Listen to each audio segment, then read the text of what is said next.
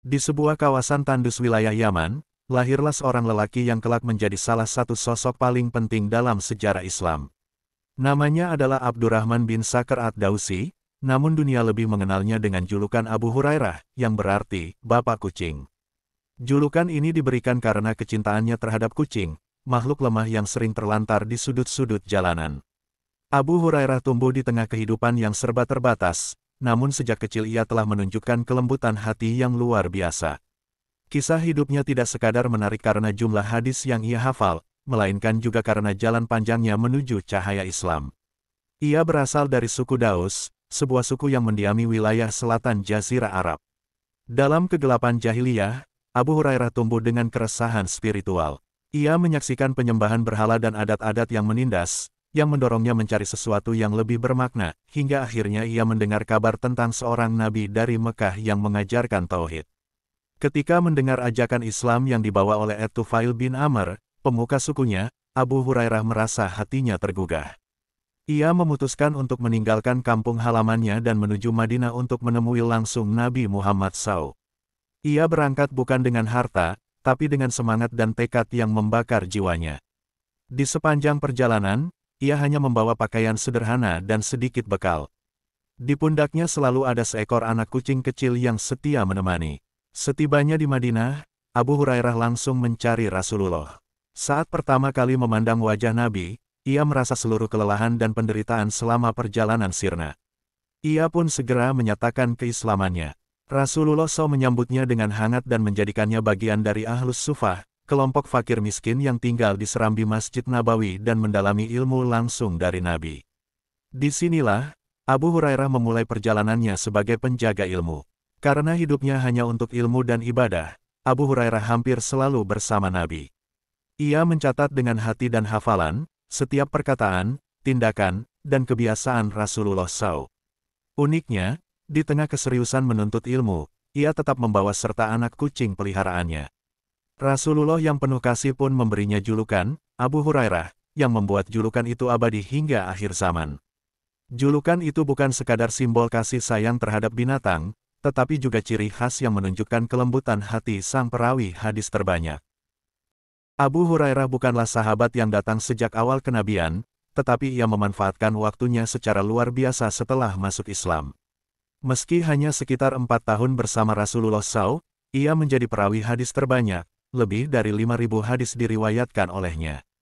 Hal ini bukan karena ia lebih dahulu masuk Islam daripada sahabat lain, melainkan karena ia tidak pernah lelah mencari ilmu dan memusatkan seluruh hidupnya untuk menghafal sabda Nabi. Sementara sahabat lain sibuk dengan perdagangan dan keluarga, Abu Hurairah sepenuhnya menyerahkan diri di jalan ilmu. Ia pernah mengadukan lemahnya hafalan kepada Rasulullah. Dengan penuh kasih, Nabi Muhammad SAW menghamparkan selendangnya di tanah dan menyuruh Abu Hurairah duduk.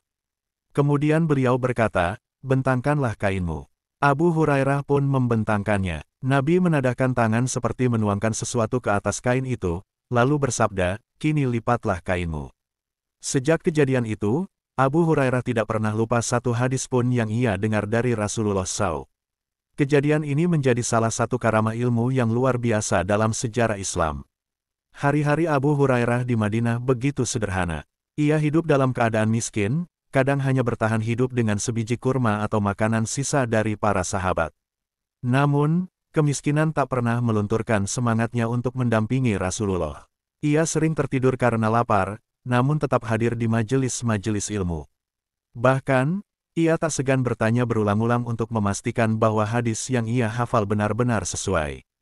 Dalam kelemahan jasmani, ia justru menjadi raksasa dalam ilmu dan hafalan. Kehidupan Abu Hurairah sangat erat dengan binatang peliharaannya. Ia tidak hanya menyayangi kucing, tapi juga memberi makan, merawat, dan membela hewan yang sering diremehkan orang. Anak-anak di Madinah mengenalnya sebagai orang tua bertongkat dan berkucing. Ada yang menyebut ia bahkan membawa makanan di sakunya bukan untuk dirinya sendiri, melainkan untuk anak-anak kucing liar yang berkeliaran di Masjid Nabawi. Cinta kasih itu menular, membuat banyak sahabat lain pun mulai peduli pada hewan dan lingkungan sekitar. Abu Hurairah juga dikenal sangat disiplin dalam meriwayatkan hadis. Ia selalu meneliti sanad dan konteks ucapan Nabi. Ia tidak sembarangan menyampaikan sabda Rasul, karena ia sadar betapa besar tanggung jawab memikul warisan kenabian. Meski banyak yang meragukan banyaknya hadis yang ia hafal, para ulama besar seperti Imam Bukhari, Imam Muslim, dan Ahmad bin Hanbal justru menjadikannya sebagai sumber utama periwayatan. Banyak hadis penting tentang akhlak, salat, zakat, dan cinta Rasul bersumber dari mulut Abu Hurairah.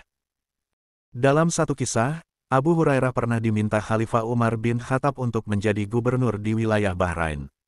Awalnya ia menolak, karena takut jabatan membuatnya lalai dari akhirat. Namun Umar memaksanya dengan alasan bahwa keilmuan dan kejujurannya sangat dibutuhkan. Selama menjadi gubernur, Abu Hurairah dikenal sebagai pemimpin yang adil dan rendah hati. Ia hidup bersahaja, tidak memanfaatkan jabatannya untuk memperkaya diri. Bahkan setelah masa jabatannya selesai, ia kembali hidup dalam kesederhanaan. Suatu hari, Umar memanggilnya kembali ke Madinah dan bertanya, "Bagaimana bisa engkau menjadi lebih kaya sekarang, wahai Abu Hurairah?" Dengan tenang ia menjawab, "Aku mendapat hadiah dan keuntungan halal dari perdagangan." Meski begitu, karena hati-hatinya, Abu Hurairah menyerahkan sebagian kekayaannya kepada Baitul Mal. Ia tak mau dicurigai, apalagi mencederai kepercayaan khalifah dan umat. Kejujurannya dalam mengelola amanah menjadi pelajaran penting bagi para pejabat muslim sepanjang masa. Di tengah padatnya tugas sebagai pemimpin dan perawi hadis, Abu Hurairah tetap menyisihkan waktu untuk mengajar. Setiap sore, ia duduk di serambi masjid dan mengajarkan hadis kepada para tabi'in. Ia tidak membedakan siapa yang duduk di hadapannya, anak kecil, budak, perempuan, atau bangsawan. Semua diberi kesempatan yang sama untuk belajar. Baginya, ilmu bukan milik golongan tertentu, melainkan cahaya yang harus dibagi kepada siapapun yang mencintai kebenaran. Salah satu keistimewaan Abu Hurairah adalah ia sangat mencintai Rasulullah. Ia sering menangis jika mengingat ucapan terakhir Nabi, atau jika ia meriwayatkan hadis yang berkaitan dengan akhir zaman. Dalam satu riwayat, ia pernah berkata, "Seandainya bukan karena 2 ayat dalam Al-Quran, aku tidak akan meriwayatkan hadis sedikit pun." Ayat itu adalah surah Al-Baqarah ayat 159-160, yang mengutuk orang yang menyembunyikan ilmu. Karena itulah, ia merasa bertanggung jawab menyampaikan ilmu Nabi kepada generasi setelahnya. Ketika masa tuanya tiba, Abu Hurairah menghabiskan banyak waktu di rumahnya di Madinah. Ia masih didatangi murid-murid, dan tetap memelihara kucing di sekitarnya. Ia biasa menyuapi kucing-kucing yang datang ke halaman rumahnya. Dalam doanya ia sering menangis, "Ya Allah, ampunilah dosaku, dan janganlah engkau campakkan aku dari para sahabat Rasul-Mu." Ia hidup dengan rindu akan Rasulullah, dan selalu memohon agar kelak dikumpulkan bersamanya di surga. Kesetiaan cinta itu tak pernah padam, bahkan di ujung hayatnya. Dalam banyak riwayat, Abu Hurairah dikenal sebagai sahabat yang paling banyak menangis ketika mengenang Rasulullah SAW. Tangisnya bukan karena takut dunia, tetapi karena rindu mendalam pada kekasih Allah yang telah tiada. Ia sering berkata kepada murid-muridnya, "Betapa aku rindu akan wajah Nabi. Wajah yang selalu tersenyum, menenangkan hati setiap kali aku gundah." Kecintaannya itu membuat setiap hadis yang keluar dari lisannya terasa hidup dan penuh getaran iman. Ia bukan sekadar meriwayatkan, tetapi menghidupkan kembali suasana kenabian. Meski dikenal sebagai ahli hadis, Abu Hurairah juga seorang ahli ibadah. Ia sering menghabiskan sepertiga malamnya untuk salat, dan dikenal membaca istighfar lebih dari 100 kali sehari. Dalam salah satu kisah, ia membagi malamnya menjadi 3 bagian, sepertiga untuk tidur, sepertiga untuk ibadah, dan sepertiga untuk menghafal serta merenungi sabda Nabi. Disiplin spiritual inilah yang menjaga hatinya tetap bersih, meski berada di tengah hiruk-pikuk umat dan kekuasaan. Ia hidup dalam dunia, tapi hatinya selalu tertambat di langit. Banyak tabi'in besar yang mengambil ilmu darinya. Di antaranya adalah Said bin Al-Musayyib, Abu Salamah bin Abdurrahman, dan Hammam bin Munabih. Mereka menjadi generasi penerus hadis yang kredibel, karena langsung menyerap ilmu dari Abu Hurairah. Ini menunjukkan bahwa pengaruh ilmiah Abu Hurairah tak hanya berhenti di masanya, tetapi mengalir hingga ke zaman-zaman setelahnya. Bahkan Imam Syafi'i pernah menyebut, takkan sempurna ilmu hadis seseorang jika belum memahami periwayatan Abu Hurairah. Dalam pengajaran, Abu Hurairah juga dikenal sangat berhati-hati. Ia akan menegur siapapun yang meriwayatkan hadis tanpa sanad yang jelas. Ketika melihat adanya upaya memalsukan hadis, ia bersikap tegas. Ia pernah berkata, barang siapa yang berdusta atas nama Rasulullah, maka bersiaplah menempati tempat duduknya di neraka. Ini menjadi pelajaran penting bagi para penuntut ilmu, bahwa menjaga keaslian ajaran Nabi adalah amanah besar yang tidak boleh dipermainkan. Abu Hurairah menjadi pelindung awal dari maraknya rekayasa spiritual. Bahkan dalam keheningan rumahnya, Abu Hurairah tetap menjadi pelita umat. Ia tidak pernah berhenti menerima tamu yang ingin belajar. Anak-anak tetangga pun sering datang hanya untuk mendengar satu hadis darinya. Tak jarang, ia menyelipkan potongan kurma atau roti untuk anak-anak itu. Di halaman rumahnya, kucing-kucing tetap berkumpul, tidur di dekat sandalnya, dan sesekali naik ke pangkuannya. Ia hidup sebagai simbol kasih pada Rasulullah, pada ilmu, pada anak-anak, dan pada makhluk yang lemah. Ada satu kisah terkenal tentang Abu Hurairah yang menjadi peringatan keras bagi siapapun yang menyepelekan ilmu. Suatu ketika seorang pemuda mengaku tahu banyak hadis karena hafalannya kuat. Abu Hurairah memujinya dengan satu hadis pendek, lalu bertanya detail sanad dan siapa yang menyaksikannya. Ketika si pemuda tidak mampu menjawab, Abu Hurairah berkata, ilmu itu bukan sekadar hafal, tapi amanah. Jangan kau gampangkan ilmu sebagaimana orang mempermainkan pasar. Sejak itu, orang-orang makin hormat pada ketelitian Abu Hurairah. Meski dihormati banyak orang, Abu Hurairah tetap hidup sederhana. Ia tidak pernah menumpuk harta. Ketika diberi hadiah, ia selalu bertanya, ini untukku pribadi, atau untuk umat. Jika untuk umat, ia segera menyerahkan kepada Baitul Mal. Dalam kesendiriannya, ia sering terlihat berjalan sambil membaca zikir atau merenungi hadis-hadis Nabi. Tak ada satupun riwayat yang menunjukkan ia tertawa berlebihan. Bahkan senyumnya pun penuh makna dan keheningan, seolah sedang menyimpan kenangan yang dalam bersama Rasul tercinta. Suatu hari, Abu Hurairah mengunjungi pemakaman Baqi.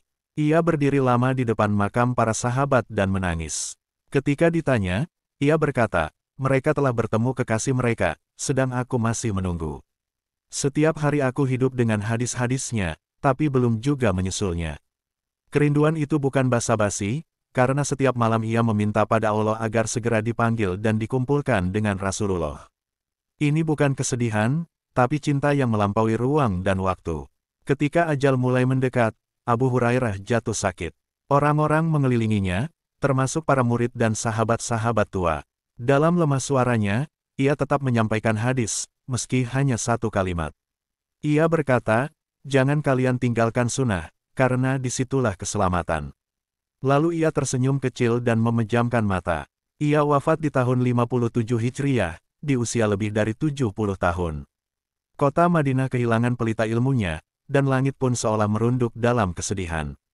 Abu Hurairah dimakamkan di Baqi, dekat para syuhada dan sahabat lain. Di atas pusaranya, tak ada kemegahan, hanya batu sederhana dan doa-doa yang terus mengalir dari para pencinta ilmu. Hingga hari ini, namanya disebut di ribuan majelis ilmu, dari timur hingga barat. Hadis-hadis yang ia riwayatkan menjadi bagian dari kehidupan umat Islam di seluruh dunia. Dan setiap kali seorang anak memberi makan kucing, atau seseorang meriwayatkan hadis dengan sanad, roh Abu Hurairah seakan hadir, tersenyum di balik sejarah. Setelah wafatnya Abu Hurairah, banyak murid dan pengikutnya yang melanjutkan perjuangan menyebarkan hadis.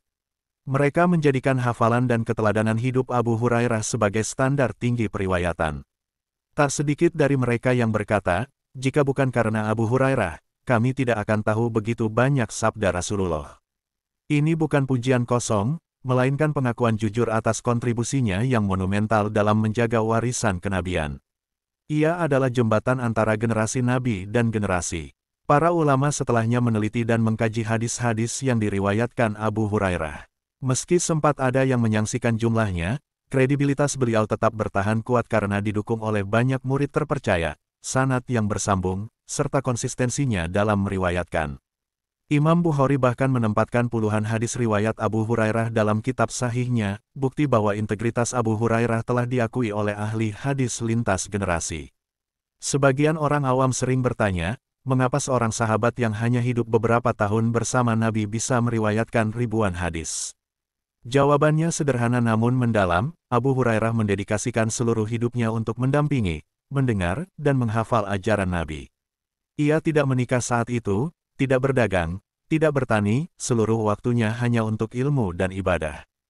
Fokus total inilah yang menjadikannya pengingat hidup, sabda Rasulullah SAW.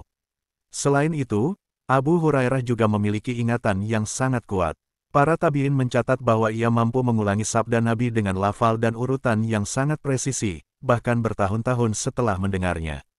Ia memiliki cara hafalan tersendiri, yakni dengan mengulangi satu hadis hingga 40 kali dan menyampaikannya kepada orang lain agar makin melekat.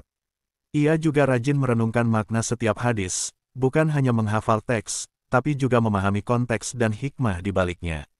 Kisah cintanya terhadap ilmu dan Rasulullah SAW telah menginspirasi banyak generasi. Para pelajar Islam, dari pondok-pondok pesantren di Nusantara hingga Universitas Islam di Kairo dan Madinah, mengenal nama Abu Hurairah dengan penuh hormat. Mereka mengutip hadisnya dalam pelajaran, menjadikan kisah hidupnya sebagai bahan renungan, dan menjadikan akhlaknya sebagai contoh. Nama Abu Hurairah tak hanya hidup dalam buku-buku hadis, tetapi juga di hati jutaan pecinta sunnah di seluruh dunia.